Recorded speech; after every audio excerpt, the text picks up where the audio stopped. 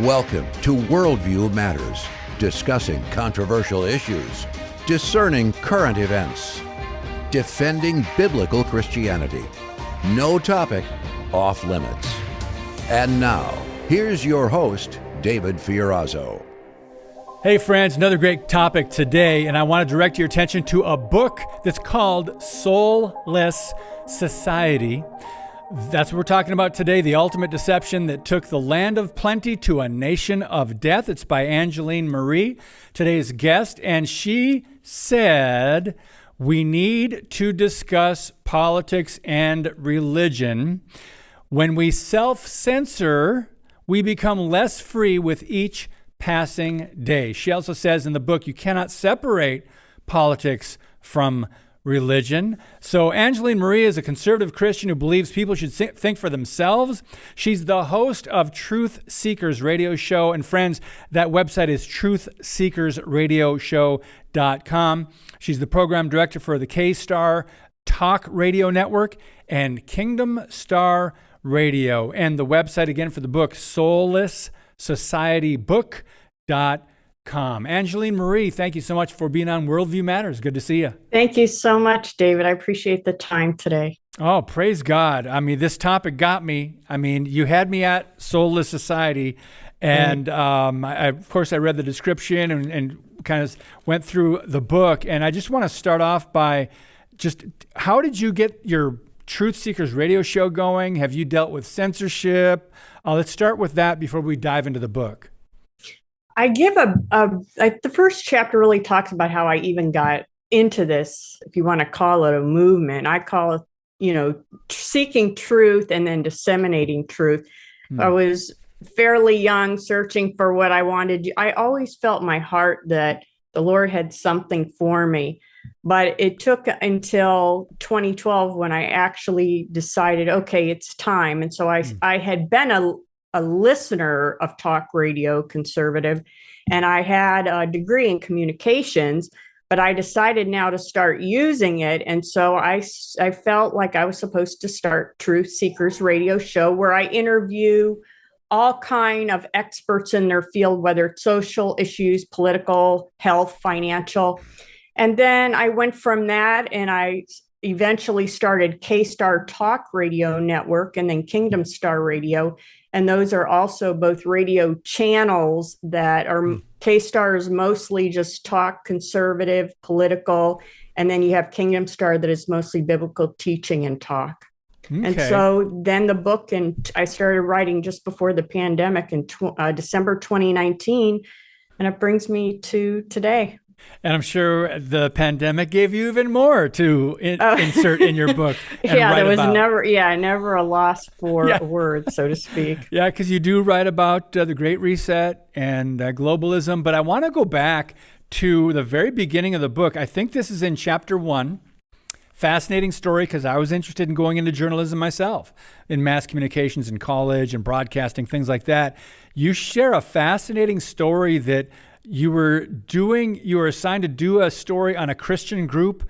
I think it was at college, and you were fair, and they didn't want to do it. They didn't want to do the story because they change it. They make them look bad, right? They're intolerant towards the biblical worldview, so they make Christians look bad, and this is on a college campus. So you made 2 points about what you learned, and this is on page 14 of the book. You learned about the communist propaganda. You also learned about the teaching assistant who edited your story without your permission. Tell us about that and how that maybe changed your view of journalism and your future. Well, he was in charge of the studio, so to speak. So all the students would run out and get stories, and we would have a rundown sheet, pretty much what we wanted to cover and the questions. And then we had the footage, but he was the one during that time that would put those stories together. Obviously, I had a hard time getting that interview to begin with. And then after I did my story and it came out the way it did, like I said in the book, I really didn't recognize the story. it really taught me that, okay, now I know why the first time they did not want to do the story, because it probably was a bad story, bad light on this Christian group. Yeah. And then it just revealed to me early, and this is a long time ago. This is before it was so obvious in mainstream media how non-objective they are in stories. And I learned early on that the powers that be are going to dictate how your stories go out. You're the little minion that has to go in the field and get the story, but you really, at the end of the day, don't always have, the authority of what's going to come out ultimately to the people. And so I learned that early on. Needless to say, it took me a while. I really didn't end up working for any major media. I had always wanted to write. And until the Lord started to show me what he had planned for my life, I'm sorry to say I'm very disappointed in media. When I was in school, ironically, at that same school, we were taught ethics and we were taught to be objective. And the professors I had in those studies were very good. It just so happened that in hindsight, when I look back, that guy was probably very liberal. And he was in charge of that studio. And so he was in charge of what went out over the air. Yeah, do as I say, not as I do. By the way, this happens across the country. Just the intolerance of the biblical worldview on the college campuses. You can see it now. We're seeing some of the rotten fruit, especially toward Israel, the anti-Semitism and everything else. But just against the biblical worldview, life in the womb, marriage, family, free markets, capitalism, they are against so much of what the Bible teaches and what America is or used to be. It's really not surprising, I guess, if you understand the decline and how liberals, leftists, Marxists, progressives have been running that system, the universities and journalism and news desk for decades and decades. I remember, Angeline, I did some research in around 2010, 2011, and I found research going all the way back to the 1980s and 90s on people that had surveyed major media outlets and those who were reporting the news on their worldview. And they were massively leftist. And that was back then. So you can imagine what they are today. So the one thing you said was the communist propaganda that my journalism and ethics professors taught was rampant in other countries. It was alive and well in my own supposed free country. And I know that was an eye-opener for you. And that's in chapter 1 of the book. So I want to just jump ahead now because there's so much in here and so little time. Let's talk about public schools. So we talked about the college campus, universities, and the leftist tilt and Marxism on steroids. Let's go back K through 12. They have to get there somehow. And there's propaganda, and as you mentioned that. But what are some of the theories that are taught as fact in the public schools? Because there obviously, you took God out in the 60s, you took prayer out, you take the Bible out. That's a pretty big void that's got to be filled with something, right? Angeline, go ahead. Right. Well, and obviously they don't teach reading, writing, and arithmetic. So we'll say that right out of the bat. But one of the biggest things, and I went through this as, and I'm sure you did too in your schooling, is evolution. I mean, that's really where they really started. Yeah. And so I think when you teach children that they come from monkeys, how do you expect them to act any different than like animals? And the saddest part of this is that whole theory is taught as fact. It's accepted as fact. And I think that whole theory is based on Marxism. There's nothing about it that has a foundation, a spiritual foundation, a more morality to it. It's anything goes. And so when you are putting this in children's heads at an early age and then all through their education, all the way through college, what do you expect? Then they come out and they believe that everything is humanistic. There is no God. That's all, the Bible is just a story. And so that's basically what's brought us to today. And so that's one of them. I think another one, and this I noticed at the tail end of my education, was when they started talking about the environment. I mean, back in my early school age, they were calling it ecology, and then it went to environmentalism, right. And now it's the climate change, and so I think that's the today, that's what they showcase the most. Where I see this going, though, as they continue to grow this, is going to be to the UN, the United Nations, and bringing this all to a one world government, and how we all have to believe the same and the same God. You know, religion is bad. Any sort of faith is bad because it kind of puts these walls of division between us. Well, now we have to all come together to save the earth. So this is all tied into the environmental movement. If we're going to save the world, we have to all come together on a spiritual level. And I think that's where we're headed next. Well, I can see that people are uniting on this cause. But you think about the logical progression of this. If you want to save the planet, save the earth, worship Mother Nature, Gaia, or whatever, or let's just say climate change, the existential threat. We've got a whole political party that pushes that line. But that's around the world. This is a movement that's really radical. And it is, if you put nature first and you think human beings are to blame for the pollution and planet's problems, that means you've got to depopulate. That means human beings aren't as important as the earth. And that is against the biblical worldview, because mankind is created in the image of God. Speak to that, Angeline. So in the book, I talk a lot about this. I start with the eugenics movement and Margaret Sanger, who's known for starting the Planned Parenthood movement. But in my book, I talk about how, as I was studying eugenics, which was really about depopulation, she tried to, code it in this philanthropic way that we're going to save these little kids or whatever. And, the poorest of the poor need help. And this is a way we can help them. And they went from that, I believe that was the first step. And then they went into now we're dealing with transgender. And look at what's the bottom of that. If you have people changing their gender and they're not creating new people, that is a population control mechanism. But I also think the thing about transgender is they're trying to get our mindset used to what God created can be changed up and it can be better. And they're trying to get people's thought into, you can change. If you're a boy, you can be a girl. And if you're a girl, you can be a boy. And what's really behind that? Do they really care about the welfare of these children? And maybe they're going through a difficult time as they're in their, 13, 14 years of age. And now they're even trying to school them at 5 and 6 years old that they can do these things. Yep.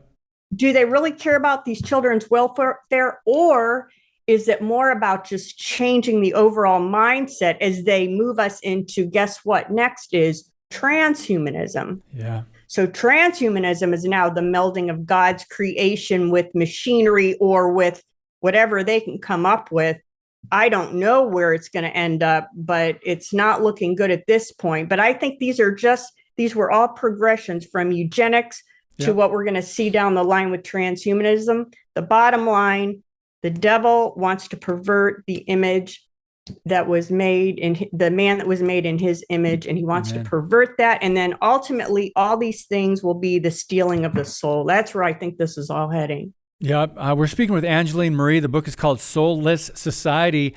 When we come back, I'm going to talk to you a little bit about your interview with Jesse Lee Peterson. And we're going to talk about how so many people have bought the lie that Planned Parenthood is really helping the Black community. It's all about health care. We know it's a lie, But I just want to mention a couple chapters: government and the church, the central banking system, Hollywood and the media, environment and the Great Reset. We briefly touched on the pandemic chronicles. That sounds really provocative. Technology, technocracy, transhumanism, China, chapter 9, a spiritual solution for the nation of death, chapter 10. We'll be right back on Worldview Matters.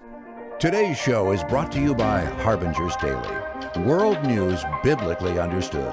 Stay informed at harbingersdaily.com.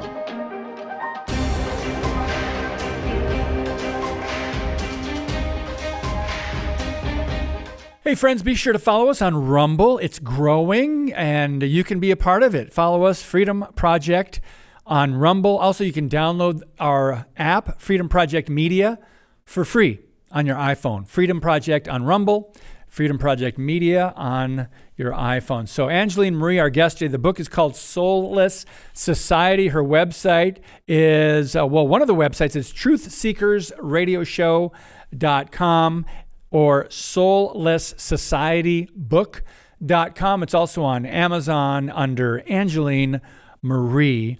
So how did before we get to how the Black community has bought lies for, maybe almost 100 years, at least 75 years. And here we are today where Planned Parenthoods are put in the inner cities, and I think 79% of their clinics are in minority neighborhoods, but they're trying to help, quote unquote, the Black community. Right. Before we get to that and your interview with Jesse Lee Peterson, how did this deep division and divide in our country get started? What did you write about that? I think it comes from a lot of things. After I wrote the book, I talked about in the 1960s with then Senator Johnson, and I brought up the 501c3. But I think also I learned all of those civil programs that he started to put in, because there were other people that I heard from their life experience in the 40s and the 50s.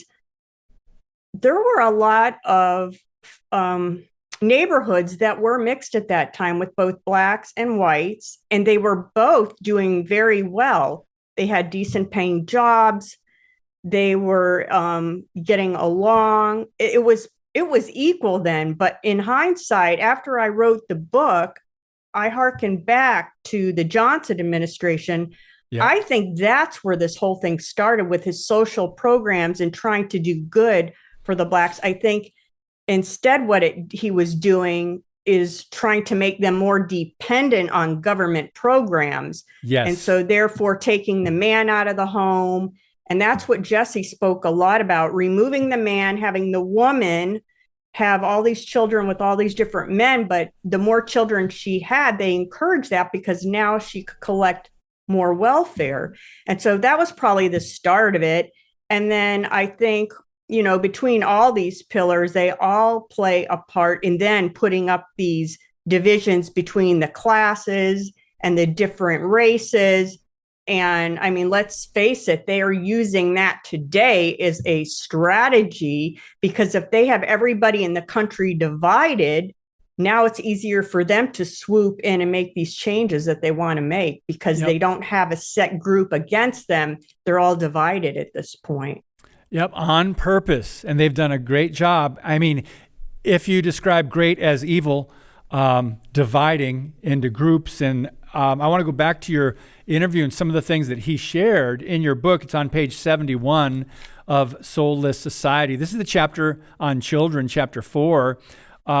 Jesse Lee said, first of all, most Black people don't see information. So in other words, they're not informed. They hear the talking points. The Democrats want to help women's health care. Planned Parenthood is on your side. They're for the Black community, right? But Jesse Lee said they don't go looking for information for themselves. They believe whatever the liberal media and their leaders give them, whatever they say, they fall for it because of the anger of their hearts, and so they don't know. And a lot of Black people don't even know that every day over 1,800 Black babies are being aborted. They're not aware of that, even though there are And then he says 70%. I think it's high 70s percentage of Planned Parenthood abortion mills within inner cities around the country. Go ahead and expound on that, or any other points from that interview that you'd like to share? Yeah, so it's generational. I mean, they were brought up, the Democrat Party is for you, and they taught their children that. And I think it's just gone on from generation to generation. Everybody has the same access to the same media. But when you're told this is the authority, this is who you listen to, this is who you should vote for, that's what they are doing. So they're almost keeping themselves locked up and blindfolded in this whole paradigm of the government's here to be your friend, vote for the Democrat Party. The conservatives are terrible. All they care about is rich people. And so this has just gone on continuously through the generations. Now, I will say I am seeing more and more, especially during this election cycle, changing. It seems like more and more people of color are waking up, and I'm grateful for that. And so I think, although social media has its terrible points, that's probably one of the good points is social media is giving these people access to people who've actually researched, found truth, and they're disseminating it because you won't find it on MSNBC. That's right. But what's interesting is they call the truth misinformation, and they censor us. They shadow ban us. They shut us down. They remove our videos, or whatever, our podcasts. And I've talked to so many guests that can relate to this, and we just have to say, all right, keep speaking the truth. This is just the way it is. So I want to mention your podcast again, Truth Seekers Radio Show. How often do you do it? And just tell us a little bit more about that before we get back into the book, Angeline. Truth Seekers Radio Show is on Wednesdays. It's a radio show on KCXL Radio in the Kansas City, Missouri area. It's every Wednesday, 10 a.m. Central, 11 Eastern. Like I said, I've been doing that since 2012. It's usually we're a one-on-one interview. I pick somebody on a certain subject matter, and I always try to wrap it up at the end and bring it back to the spiritual and the spiritual war. Excellent. And then I also have a Rumble channel now. If you go to Rumble and just type in Truth Seekers Radio Show, you can actually watch my interviews. And also I do what I call mini reports, and I'll pick a subject, maybe something that's in the news that week, and I'll do a mini report on it, a video report. So I'm keeping busy with that and these book interviews, and I feel like I finally am fulfilling the calling that I was looking for. Awesome. So I'm going to look you up on Rumble, Truth Seekers Radio Show. Radio Show. Yeah. So I saw something on your website, and we're running out of time. I knew this would go by very fast. 5 minutes left. All the proceeds from the book sales go to Shatter Ops. It's an organization that fights human trafficking by rescuing and rehabilitating victims. Please tell us about that. It's Christian. It was started by Russ Dizdar. He has passed on. From what I understand now, his daughter is running it. But Shatter Ops is a Christian-based organization or ministry. They go into areas, they rescue traffic victims, and then they rehabilitate them and minister to them. And all the proceeds that I get for this book, I'm giving to Shatter Ops. And you can find about more of them, as you can see on the website. Okay, there's so many other questions I have. I'm going to have to narrow it down, though. You write about the social credit score, social media being used as propaganda. We've mentioned the environment, and also China having its sights set on the U.S. But something early in the book caught my attention, a quote by Winston Churchill on democracy.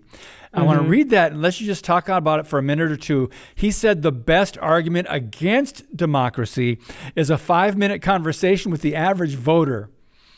And you were sitting in a coffee shop writing that chapter. Right. Just talk a little bit more about that. So this man came up to me, because I think even in the book, I said, if I were to stop 20 people on the street and ask them what kind of government we have, you would hear democracy. I think a republic has been lost in the shuffle, so I thought. But I got to tell you, as time goes on, I think that It is all purposeful, which we know. But I'm starting to, anyway, to get back to the story, he stopped and he said, what are you writing so intently about? And I told him, and then he answered the question, obviously saying democracy. But by the end of the story is he understood what I was saying when I was talking to him about the type of government we have and why. But now, after writing, I wrote that in the book because I wanted people to know this is not a democracy. But as time goes on, I got to say, when you just stand by and look at who's running the show today, the country, you know what? This is the democracy that I wrote about in the book, where it's a mob rule. Yep. And that is where we are today. If you look at the current administration, it is mob rule. There's no law or no justice. If they want to do something, they just do it, and nobody can say anything. So this is, folks, if you want democracy, this is exactly what democracy looks like. And I think it's going to get worse. I fear it will get worse than what you're seeing today. Even worse. I agree with you. And here we are seeing evil being called good, good being called evil. Mob rule is what we've got. I mean, look, think of the Black Lives Matter Global Network Foundation, the riots that were Marxist-driven, China-driven, funded by the left. That is an example of mob rule and intimidation and no accountability and, punishing the good, not the evildoers. We could go on and on, but Angeline Marie, so is the best place, is it on Amazon, or the book is available on your website as well? I see Barnes & Noble. I just have links to Amazon, Barnes & Noble, and Books A Million. Okay. And it comes in a soft copy, hard copy, audio, and digital. Well, I didn't get to the upswing, the upside here. What can people do when people are feeling so overwhelmed? Christians are going, unbelievable what's happening, the darkness in our country, but there are things we can do. There are practical steps. I'm sure you get into those at the end of the book, correct? Right. And armor of God. Just keep armor the armor of God, because that is what's going to get you through these dark times ahead. Yep. The word of God, armor up, friends. Keep the sword out. And Angeline, thank you so much for your time. Fascinating topic, and appreciate all your work. Good to see you and have you on the show today.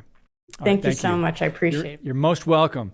All right, guys, soulless society. When I got this, I go, okay, I agree. We have a soulless or a dark, lawless society. I want to know what her take is. And when I went through some of these chapters, it's spot on. And especially when she mentioned Margaret Sanger, I wrote about her in my very first book years ago, The Dark, Buried History of Planned Parenthood, 100 years ago.